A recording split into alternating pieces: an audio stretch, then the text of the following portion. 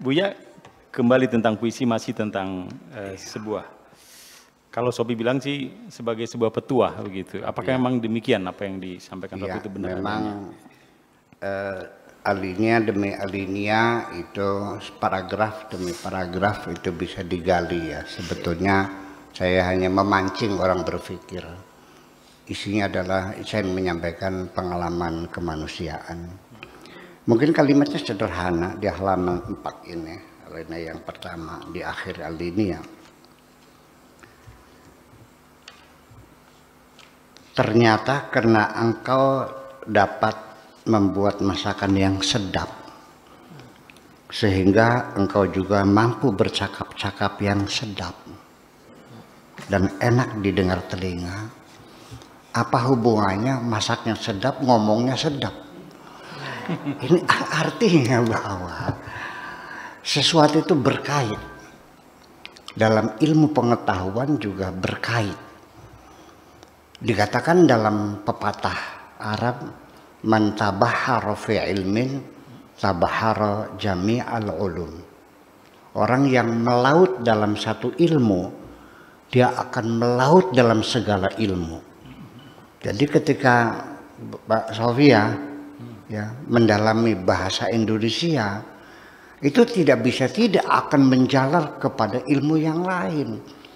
Mungkin nanti bahasa sebagai yang dipelajari sebagai alat komunikasi, tapi juga nanti akan memahami linguistiknya, sosiolinguistiknya, psikolinguistiknya, antrolinguistiknya, morfologinya, sintaksisnya, dan sebagainya. Terus berkembang, dan filsafat bahasanya, ilmu komunikasinya, bisa menjadi public speaker, ya kan bisa membangun satu komunikasi yang produktif masyarakat, itu akan berkembang.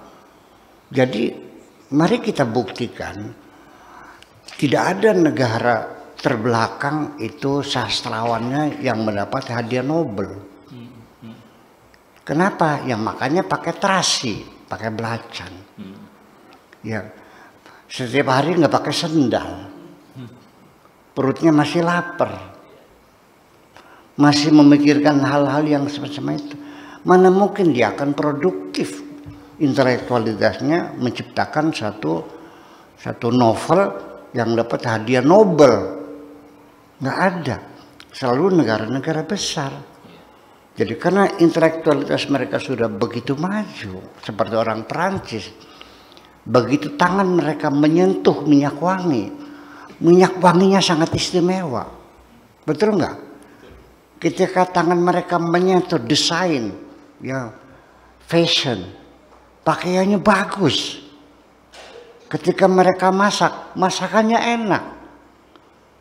Ngobrolnya, komunikasinya sangat produktif sekali. Itu menjalar semuanya itu. Jadi sesungguhnya dalam ilmu itu nggak ada spesialisasi. Ya, pertama orang itu menjadi generalis dulu. Ya, semua ilmu dipelajari semua, baru spesialisasi itu kemudian. Jangan seperti kita di pesantren langsung spesialisasi fikih. Ya kan begitu. Nahunya tidak, sorobnya tidak, balagonya tidak, sosiologinya enggak, antropologinya tidak, kosmologi tidak, lalu ya jadi mentah jadinya. Ya, karena fikih juga kalau belajar matang masalah menghitung zakat, ya pasti dengan sendirinya dia akan menguasai akuntansi dong. Betul enggak? Bagaimana dia berapa banyak zakatnya kalau dia tidak mengerti akuntansi? Dia sebagai pedagang, bagaimana dia seorang pedagang yang berhasil kalau dia tidak bisa mencari peluang-peluang baru? Bagaimana dia mencari pangsa pasar dan sebagainya? Bagaimana dia bisa membangun hubungan bisnis dengan yang lainnya? Itu semuanya berkembang. Ini adalah satu cerita karena masakanmu enak sehingga ngomongnya enak juga. Coba jatuh itu.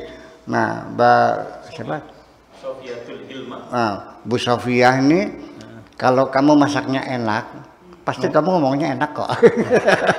Iya. Ini ngomongnya enak Bu ya, iya. masakannya belum tahu kita. Tapi saya duga masakannya enak lah. Kalau ngomongnya enak, masakannya enak, balik-balik seperti itu. Itu pesan kemanusiaan dari saya.